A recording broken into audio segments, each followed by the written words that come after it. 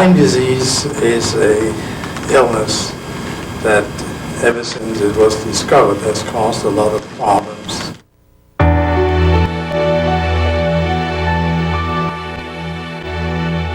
Her condition continued to deteriorate, and we were desperate to find a doctor who would know what to do and recognize what our daughter's illness was. Sometimes you feel like the world's going to come to an end. On many, many occasions, I felt as though I was going to die. I felt as though I would never recover. I felt as though I'd be in bed for the rest of my life. I was wondering what in the heck is going wrong with me. I'm dying on the inside. And I remember telling my friends, if I lose it somehow, if I freak out, if I end up going to the hospital, tell the doctors that this began with a sore throat.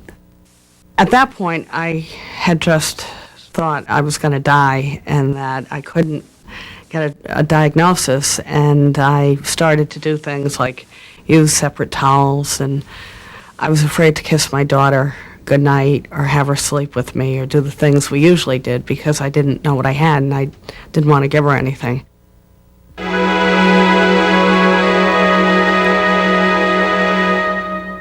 Over the course of 2 hospital visits, at least 40, maybe 50 doctors who saw Shep, many of which I discussed Lyme disease with.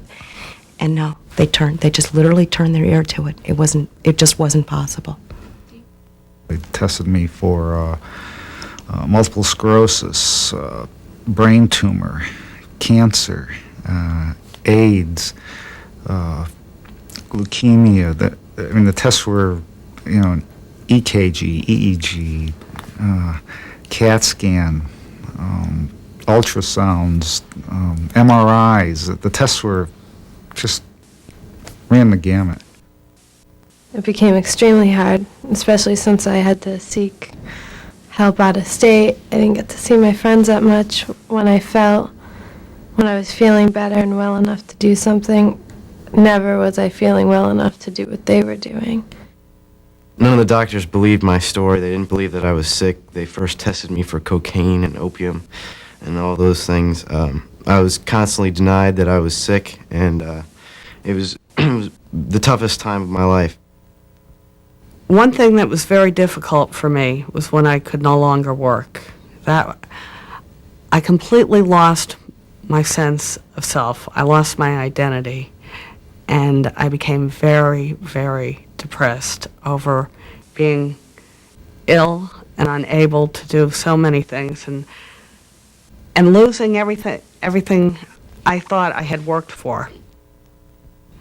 Alicia suffered for almost 5 years with an undiagnosed illness that we now know was Lyme disease. She was frustrated when doctor after doctor told her there was nothing wrong. But her loss is the hardest to measure. Our tangible losses so far include 1 year of school, the 11 weeks she spent in the hospital, $145,000 worth of medical expenses, and a 1-year leave without pay from my teaching job.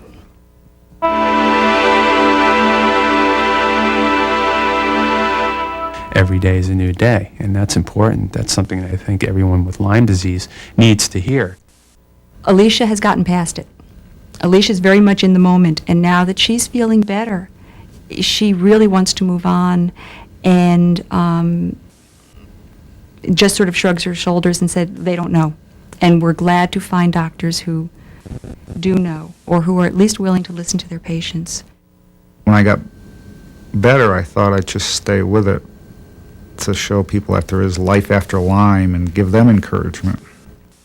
We never would be where we were today if it weren't with the help of the Lyme Disease Foundations and numerous conversations that I've had with many, many Lyme disease patients, support groups, and ultimately a wonderful doctor. Without him and without all the help, Shep never would have survived this ordeal. This is to the kids.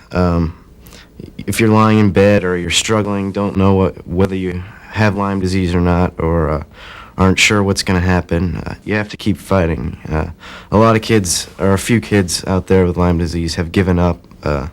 They've, committed suicide, which is just awful. I know you've sometimes you feel like the world's going to come to an end. On many, many occasions, I felt as though I was going to die. I felt as though I would never recover. I felt as though I'd be in bed for the rest of my life. But it will come to an end. In a couple months, if I'm going to try to get some physical therapy a few times a week and maybe continue start dancing again. I only wish I could bring everybody here and have some of the doctors that I know work with them. At least these are people who believe in them. The most disturbing thing is that Lyme disease is perceived as just a number happening to one person. But it's not a number. It's a person's whole life, and it's everybody around them. It's their fathers, it's their mothers, it's the kids, it's the dogs, it's their family, it's their income, their insurance company. It affects everything around them and everything around their loved ones and people that love them. It feels as if their whole life is falling apart. And to have that reduced to a number in some statistical book is truly an insult to what's happening out there in the real world. And I think it's really good to be doing the video quilt for it.